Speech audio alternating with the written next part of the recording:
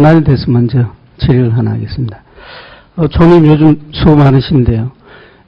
며칠간 이 매스컴의 가장 그 관심을 끄는 뉴스가 무차별 무슨 범행 뭐 이런 겁니다. 그래서 많은 사람들이 걱정을 하고 있고 또 굉장히 불안해하고 있는 것 같습니다. 여기에 대한 정부 무슨 대책이 있으시겠죠? 지금 무차별 길에서 뭐 이게 막 가해하고 이런 범죄. 정말 그 점에 대해서는 우리 사회가 이렇게 된 것에 대해서 너무 안타깝게 생각하고 여러 가지 이제 복합적인 원인이 있겠습니다만은 기본적으로 우리 치안 질서를 제대로 확립을 해야 되겠다. 경제 발전도 중요하지만은 우선적으로 국민들이 안심하고 살 수 있는 치안 확보를 해야 되겠다. 이것이 중요한 사회적 인프라다. 이렇게 생각을 하고 경찰력의 이제 보강이라든지 이런 문제에 대해서도 지금 검토를 하고 있고요. 그리고 이제 그 밖에 여러 가지 이제 요새 이제 성폭행 문제도 점점 이렇게 늘어나고 노출되는 이런 상황입니다만은 그런 사회 전반의 기강에 관한 문제들을 심각하게 보고 다양한 지금 노력을 기울이고 있다. 우선 이렇게 말씀드리겠습니다. 뭐 여러 지적이 있었지만 그러니까 피해자의 인권과 또 범죄자의 인권 이런 양 측면에서 볼 때 우리가 후자를 너무 보강하는 쪽으로만 관심을 가졌다. 특히 이제 통신, 언론, SNS 이런 걸 보더라도 언론의 자유는 굉장히 우리가 확대됐는데 그로 인한 피해자들의 권익이 위축됐다. 이런 지적들이 있다는 걸 좀 유념을 해서 특히 행자부 장관님하고 다들 좀 잘 조치를 취해 주시길 당부를 드립니다. 기재부 장관님. 네. 우리 경제 성장률이 올해 얼마였습니까? 올해는 아직 아니 원래 목표를 저희들이 3.3%로 지금 설정을 하고 있습니다. 수정된 게 그런 건가요? 네, 당초는 3.7%로 작년 12월에 전망할 때 3.7%로 했다가 올해 6월 전망에서 3.3%로 0.4포인트 낮췄습니다. 작년에 우리가 3.6% 달성을 했었죠. 3.6% 잠정치입니다. 확정치는 내년에 나오게 되겠습니다. 그래서 거의 유사하게 지금 잡았는데 한국은행도 아마 그랬던 것 같은데 지금 3%로 아마 수정을 한 것 같고. 한국은행이 7월 달에 3%로 낮추었습니다. IMF도 하여튼 낮춰 잡은 걸로 봐가지고. IMF가 7월 달에 3.25%로 낮췄고 9월 달에 다시 수정 전망치가 나올지 하여튼 9월 달에 다시 발표를 하게 됩니다. 네. 어쨌든 내외적으로 상당히 이제 경제 상황들이 좋지 않은 건 사실인 것 같아요. 그리고 그 가운데서 우리가 세계 수출 6위 내지 7위를 2년 연속했고 무역 1조 달러 달성한 건 참 대단하다. 이런 생각은 합니다. 근데 이제 이게 쭉 한번 둘러보면 특히 유럽의 이제 재정 위기에서 비롯된 그런 경기 침체로 인한 수출 감소. 그리고 우리가 이제 내수가 너무 깔아앉아 버려가지고 주택이나 상가가 담보로 해가지고 대출을 내줬는데 그 대출 회수를 하지 못하는 그런 이제 깡통 부동산의 우리가 있다라는 한국은행 보고서까지 지금 나오고 있고요. 그리고 이제 백화점도 최근에 매출이 급격히 감소되고 있다. 이런 이제 그 보도들이 있습니다. 어떻습니까? 제가 알기로는 제가 국회의원이 된 게 지금 8년이 됐는데 8년 동안 우리가 세입 목표가 달성이 안 된 적은 없었는데 올해는 어떤 것 같아요? 올해 아직 이런 감이 있습니다만 세입 목표 달성이 하여튼 쉽지만은 않은 상황입니다. 좀 더 솔직히 말씀을 해주길 솔직히 말씀드리면 5월 달까지가 세수 진도비가 47.3%였나요? 그렇게 나왔고 6월까지가 6월까지 공표가 안 됐습니다. 따로 작년에 우리가 6조 4천억 초과 달성이 했는데 그 앞에가 7조 5천억이었습니다. 그렇습니다. 작년 재작년은 세수가 전반에 법인세하고 소득세 쪽에서 상당히 계획 대비 초과 달성을 했는데 올해는 여러 가지 요인으로 법인세 소득세는 목표에서 크게 벗어나지 않을 것으로 보입니다만은 부가가치세 쪽도 그렇고 관세 등에서 차질이 일부 예상되기 때문에 전체적으로 세수 목표 달성을 낙관할 수 없는 상황입니다. 그렇습니다. 그런 이야기를 제가 듣고 있고요. 그리고 특히 부가가치세, 관세가 이게 부족하다는 것은 수출도 둔화되고 있고, 그 다음에 이제 내수가 유통이 좀 여러 가지 어렵다라는 걸 이제 반증하는 거라서 우리가 좀 특단의 대책들이 필요할 것 같다 이런 생각이 들거든요.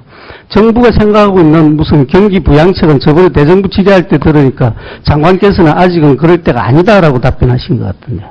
경기 부양책이 아니다라고 답변 드린 것은 아니고 아마 추가 경정 예산 편성에 대해서 신중한 입장을 제가 말씀드린 것으로 기억합니다. 저희들이 추가 경정 예산 대신에 7월부터 총규모 8.5조 원에 해당하는 재정 투자 보강을 하고 있고요.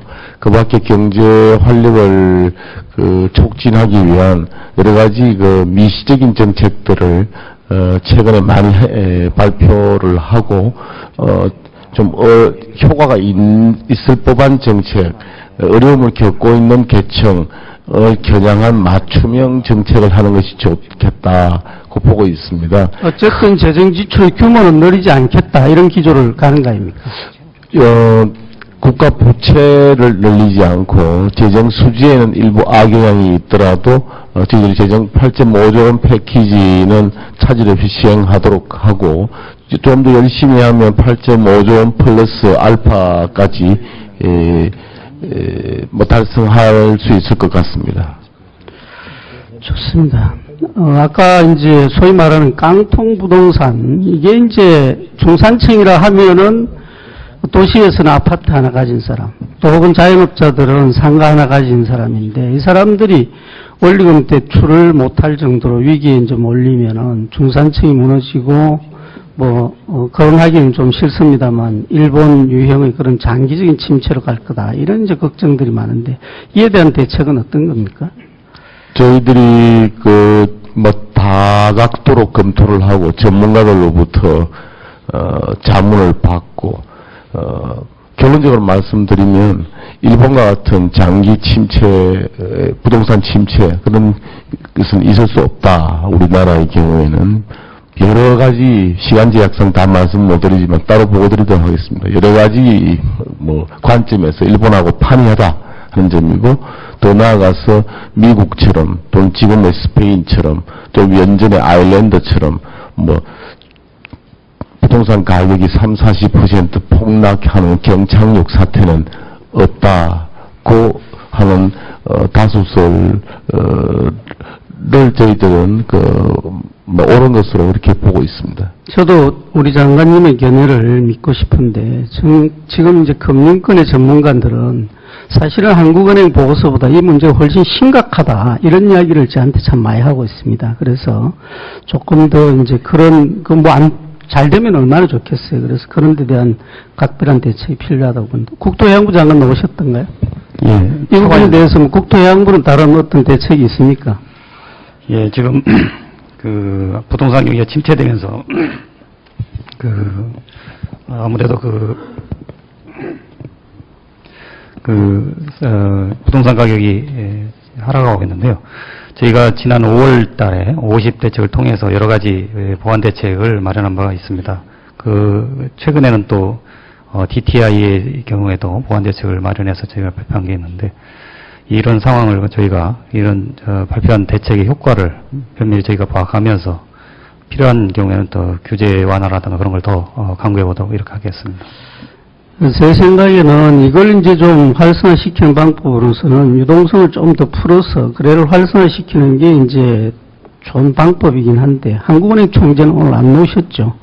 또 역시 기재부 장관님께서 답변을 하시겠는데, 어떻습니까? 지금 기준금리가 3%든가요? 네. 이거 하향할 가능성은 좀 적다고 봐야 안 됩니까? 기준금리는 금융통화위원회에서 결정을 독립적으로 합니다. 네. 정부 당국자가 언급한 것은 적절하지 않다고 생각합니다.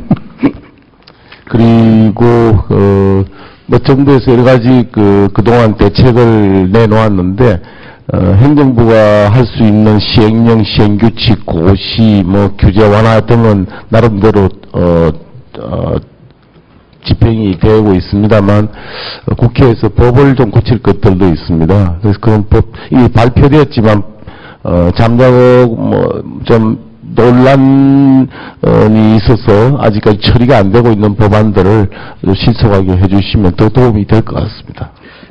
뭐 가계부채에 대한 위험성, 기업 부채가 늘어나고 있다, 뭐 이런 데 대한 이야기를 하지 않더라도 뭐 잘 모르는 사람 보더라도 이거 쉽게 낮추기는 어렵겠다, 이런 짐작이 가는 장면입니다. 장관님께서는 아주 원론적인 이제 답변을 해주는데, 자, 그러면 한번 보자고요. 지금 이제 그 부동산은 이렇게 이제 아주 가치가 좀 낮아져 버렸고, 그리고 이제 유동성을 풀려고 그래도 정부는 어쨌든 세입이 지금 이 목표가 달성이 어려워가지고 국채 발행을 통해 가지고 추경을 한다든지 무슨 예산 풀기도 좀 어렵게 돼 있고, 그리고 이제 은행권에서 유동성을 풀려고 그래도 금리를 더 이상 낮추면 가계부채 때문에 어렵고, 이제 사람이 건강이 안 좋아지려면 뭐가 안 좋으면 이제 이쪽 걸 뭐 좋은 걸 먹으면 되는데 그쪽 걸 먹으면 또 이게 안 좋아지고, 이럴 경우가 이게 참 어려운 거거든요. 그래서 우리 경제가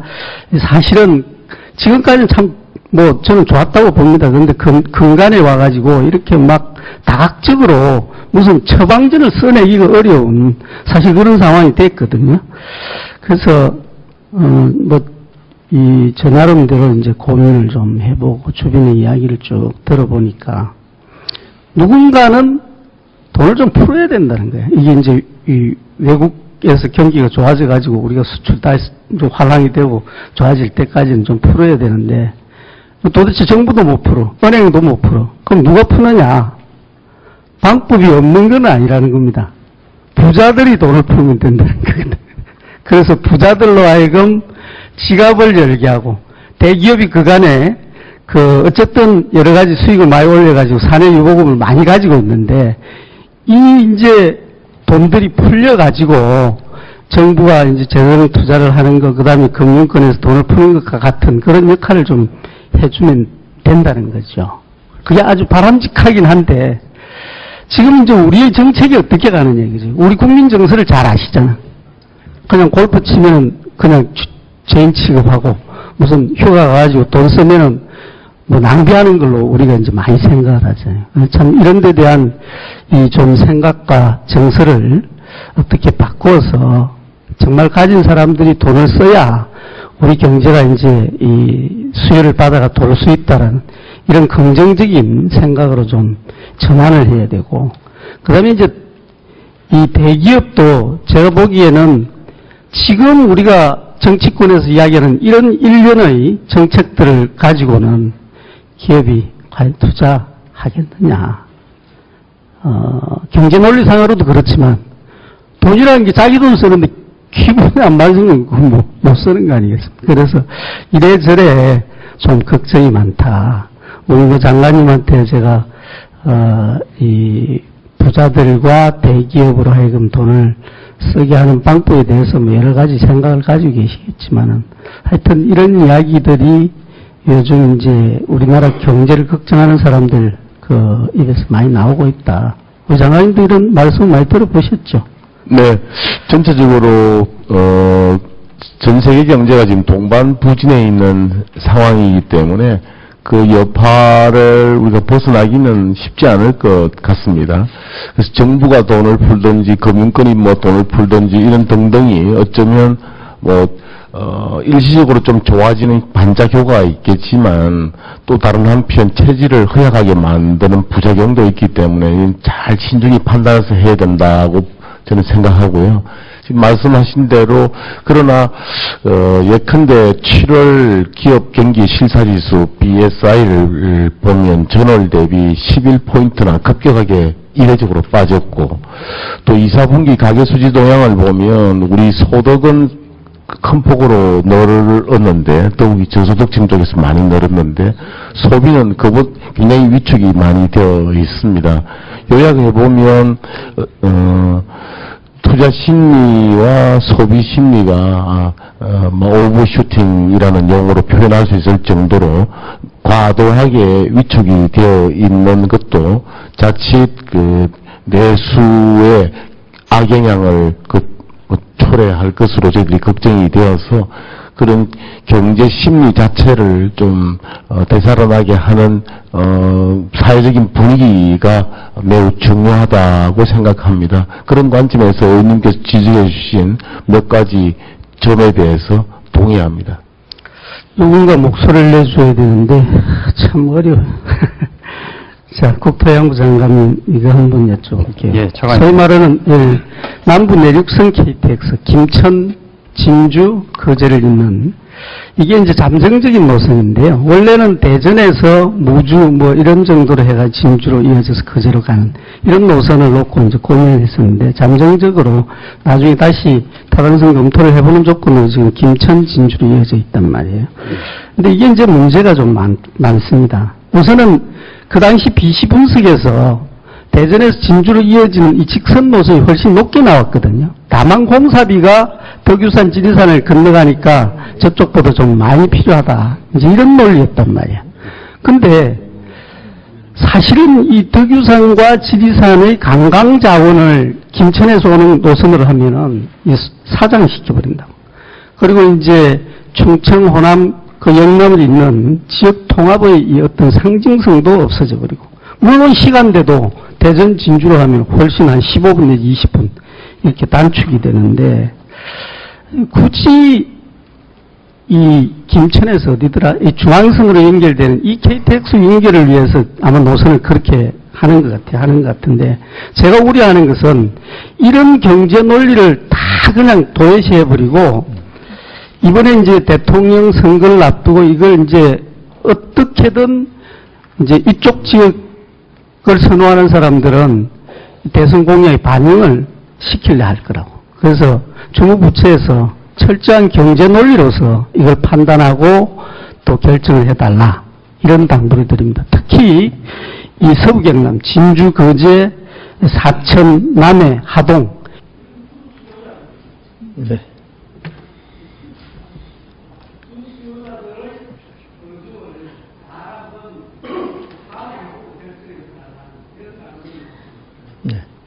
예, 알겠습니다. 지금 그 내용에 대해서는 잘 검토해가지고 적정한 추진 시기를 결정하도록 이렇게 하겠습니다. 네. 김재경 위원님, 시간을 지켜주셔서 감사합니다. 오전에는 한 분만 더 질의하고, 오전 질의는 마치기로 하겠습니다. 다음은 존경하는 민주통합당 김태년 위원님 질의해 주시기 바랍니다. 수고 많으십니다. 경기도 성